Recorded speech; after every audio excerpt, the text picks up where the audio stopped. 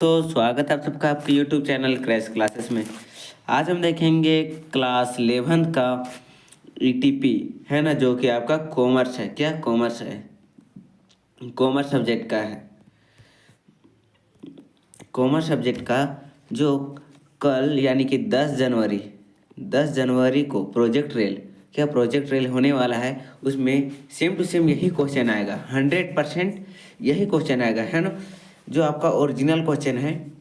और आपके लिए बहुत फायदेमंद, आपके एग्जाम के लिए भी यह बहुत ही फायदेमंद है ना।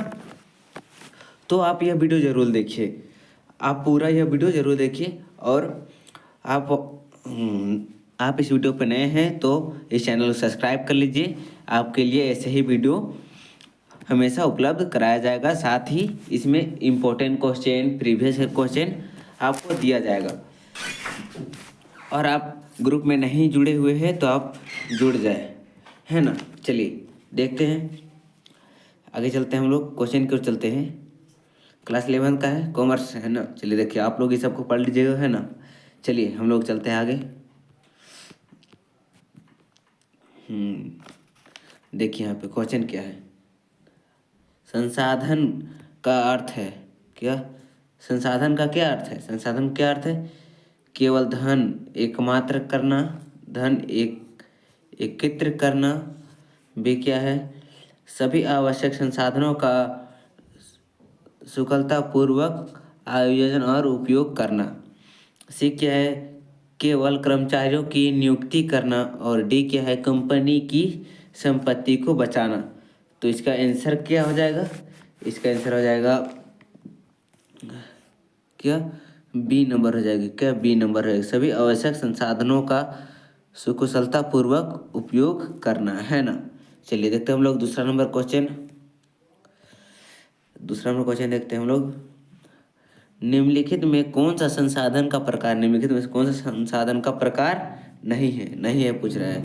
कौन सा? मानव संसाधन, प्राकृतिक संसाधन, वित्तीय संसाधन और काल्पनिक संसाधन। तो क्या हो जाएगा इसका आंसर? इसका आंसर हो जाएगा डी नंबर, काल्पनिक संसाधन, है ना। डी काल्पनिक संसाधन। चलिए देखते हैं हम लोग अगला प्रश्न की ओर चलते हैं। चलिए देखते हैं हम लोग तीसरा क्वेश्चन देखते हैं। तीसरा नंबर प्रश्न क्या है? संसाधनों में मुख्य रूप से शामिल होते हैं। संसाधनों में मुख्य रूप से क्या शामिल होते हैं? क्या शामिल होते हैं? कच्चा माल, धन और पूंजी, मानव कौशल और कार्यालय फर्नीचर। तो क्या हो जाएगा इसके आंसर? इसका आंसर हो जाएगा क्या? धन और पूंजी हो जाएगा, है ना। धन और पूंजी, बी नंबर। चलिए देखते हैं हम लोग अगला प्रश्न की ओर चलते हैं। चौथा नंबर क्या क्या क्वेश्चन है? भारत के दीर्घकालीन औद्योगिक वृत्त कौन सा संगठन प्रदान करता है? कौन सा संगठन प्रदान करता है? कौन सा संगठन प्रदान करता है? ये नंबर क्या है? SIDBI, है ना। और बी क्या है? IDBI।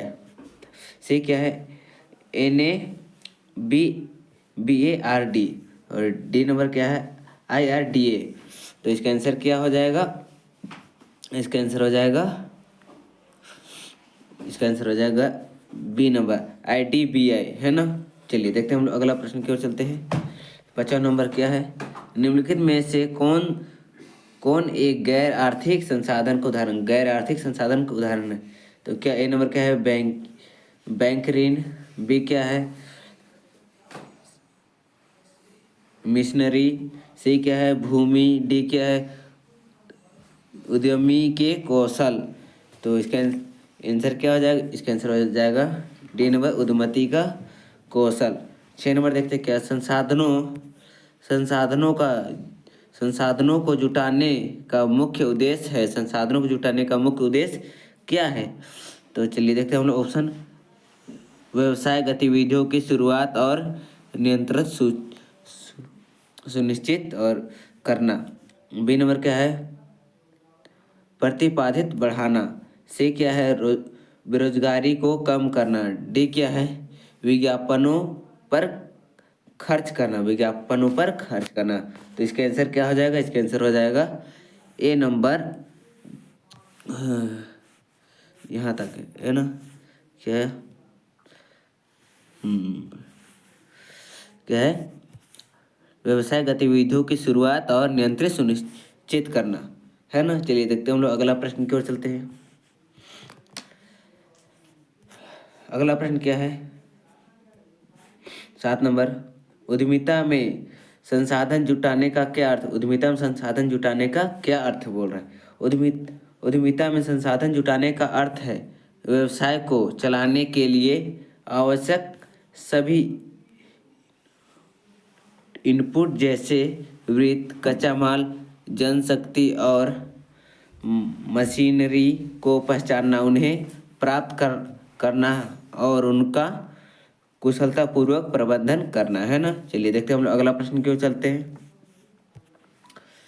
क्या है अगला प्रश्न, 8 नंबर, एक उद्यमी को किन 4 प्रकार के संसाधनों की आवश्यकता होती है, किन 4 प्रकार के संसाधन की आवश्यकता होती है। चलिए देखते हैं हम लोग, है ना।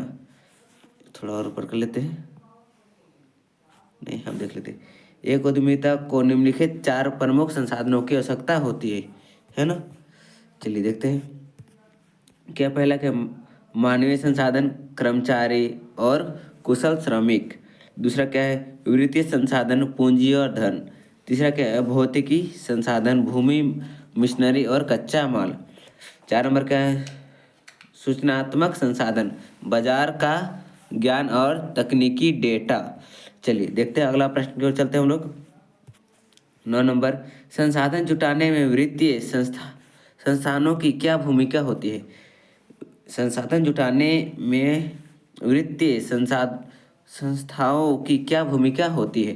क्या वित्तीय संस्था उद्यमियों को व्यवसाय शुरू करने और विस्तृत करने के लिए ऋण, कार्यशील पूंजी और दीर्घकालीन वित्त प्रदान करती है। वे वित्तीय परामर्श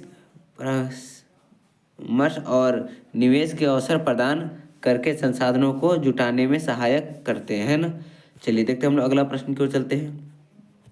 10 नंबर, एक उद्यमी को मानव श्रम प्राप्त करने के 2 स्रोत कौन कौन से हैं। पहला क्या देखते हैं, अतिरिक्त स्रोत क्या मौजूदा कर्मचारियों की पदोन्नति या